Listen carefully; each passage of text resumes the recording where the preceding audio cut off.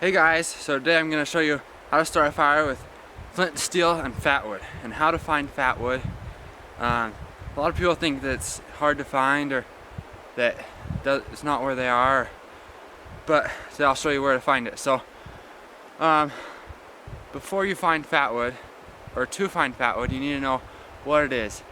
So when a tree is living, it has sap running through it, and when the tree dies, the sap settles in certain parts of the tree, and to find fatwood you gotta know which parts of the tree. So around here, I think the easiest way is to look for rotten logs, rotten trees, and then there's where the branches were sticking out, you kick off the branch and then you shave away there, and there's usually fatwood right there because it settles in those knots. You can also find it in a dead standing tree that's been dead for a while, and the branches come down into the tree, and the couple inches right next to the trunk of the tree has fatwood. You can also like chop or cut that off. So today we're gonna go find some, and then we're gonna start a fire with it. We're looking for dead standing trees or rotten logs. So I see one up here. Here's a nice rotten log right there. So let's go break a branch off it and see if it has any fatwood. So here's this rotten log with this thing. I'm gonna try and break it off. It seems a little bit hard, so this log might not be old enough, but we'll try and break one off. So you see this right here, where the branch goes into the tree. There's often fatwood in this area, so let me get my knife.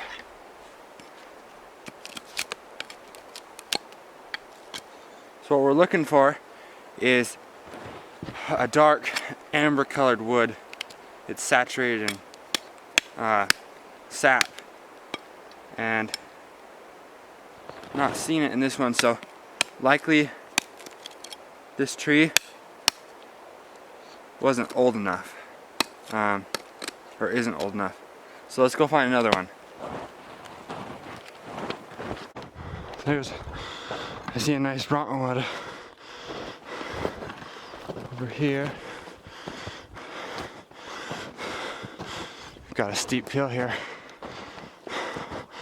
Haha.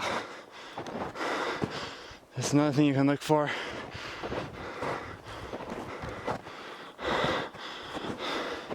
This log looks like it's like all soft rotten wood, but there's luckily be some fatwood in it, so let's take a look. Here, this right here is likely to have fatwood. See how this tree is all rotten away, softwood, but this right here is preserved. So the sap preserves it, and we'll try and break it off. Oh yeah.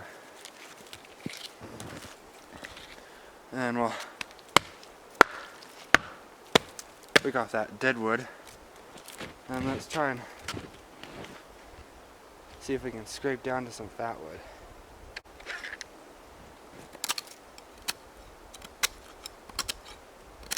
Okay, so now that we've got our chunk of fatwood, let's go build a fire with it.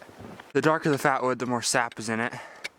So yeah, when you see that dark amber colored stuff, you know you found fatwood.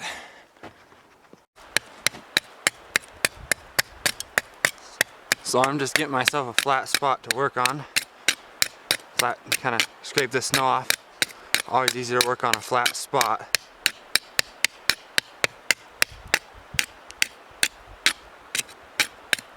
Okay. Yeah, expose that fatwood. Then you can get to it to scrape better shavings off of it.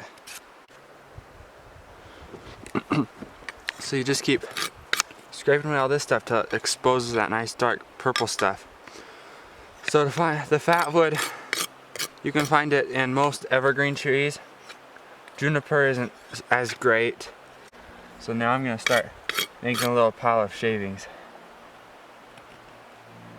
You can also use the back of your knife if it's like a nice sharp 90-degree angle to scrape off pieces, and I find that works really well. Or you can use the blade to scrape like that. That dulls your blade more though, so you can just make little shavings, sawdust size.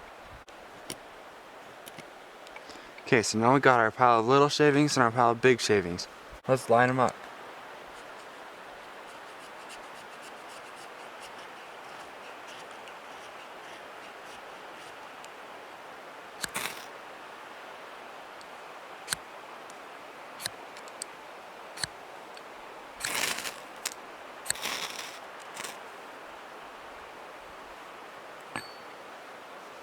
So there we've got our little pile going, and once that gets going well enough, you can put these bigger pieces on. So that's Fatwood.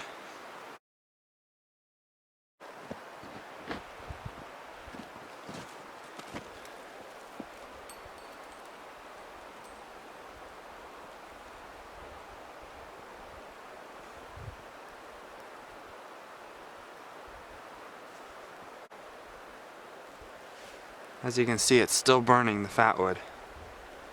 And now it'll light these other branches on fire. So guys, Fatwood's the way to go. If you need to start a fire in wet conditions and you just have flint and steel, it works great. Another plus is you can find it where you're camping, or you can carry a piece in your backpack. So till next time.